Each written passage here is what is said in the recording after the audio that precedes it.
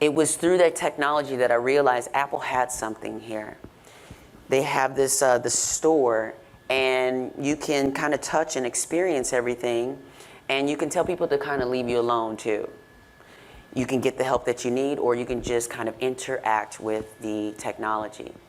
This is what sort of inspired the space that I created for TransTech, because I wanted to create a space where people could come in, and those who are not ready to engage with other folks can still get what they want and engage and be inspired by things. And those who want to engage further, who need mentorship, who need trainings, who need additional things, can get those things. I brought that then to creative director as Maizen Studios, and for 10 years, I took photos, retouched photos, built websites, had clients from all over the world, and I realized, you know what, I'm not really all that great of a programmer. So I hired other people to do that part, and I did more of the sales and client relationships and more of the big vision stuff. And for me at the time, one of my big dreams was using Salesforce. I couldn't afford anything at the time, trust, so I was using all the free stuff, and then I was using Salesforce. I would get a trial, and then use another email and get another trial. But eventually, you know, our company now, we use Salesforce, and it's been such a great tool for us to use. But for 10 years, I realized as a freelancer, it didn't matter what I looked like or what I sounded like. As long as I could do the work, people online weren't discriminating necessarily against me.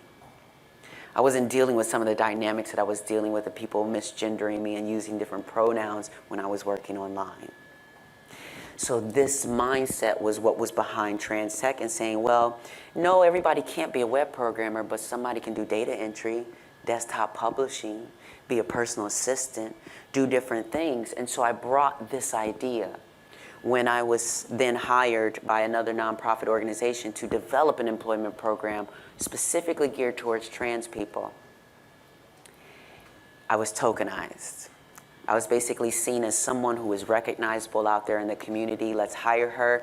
This is the first time she's going to get a solid salary, I'm sure. This is the first time she'll have access to health care and all those things. So she'll play the game. I did not play the game. I did not play the game well. And so I brought these things to them, and I was told that, because they consulted me to develop this program, and I said, what we need to be doing is teaching sales, and we need to be teaching technology, computers. Every job has these computers. They told me it was over the heads of the people that we were serving. That let me know right then and there, you are not the person for this job.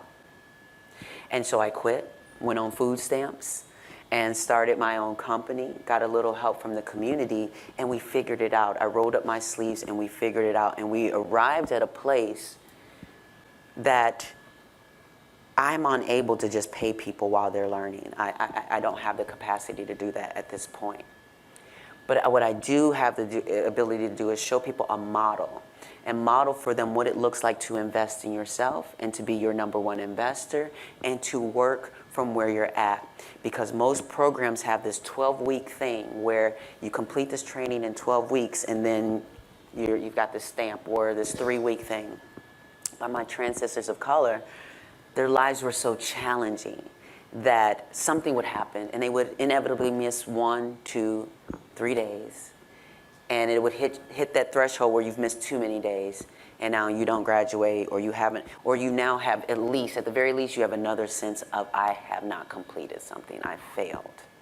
So I wanted to create a system that accounted for, as a safety net, those folks that might not be able to go consecutively for a 12-week program.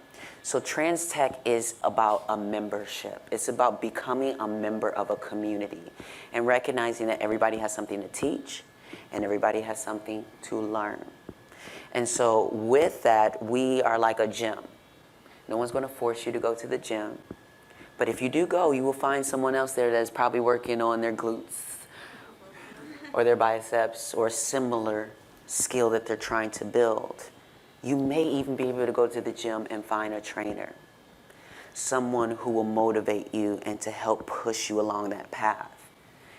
That is what we're trying to create with TransTech. It's an ultimately free thing, and this would be my sort of call to action to you a little bit. Am I hitting the wrong button? I am, yes. So within your culture, in order to help with these things, we've gotta like lunge past these buzzwords. I know you know all of these. Diversity, inclusion, intersectionality, racial justice, social justice, people of color. What does that actually mean in your environment? We gotta get past those words and actually get to what does diversity look like here?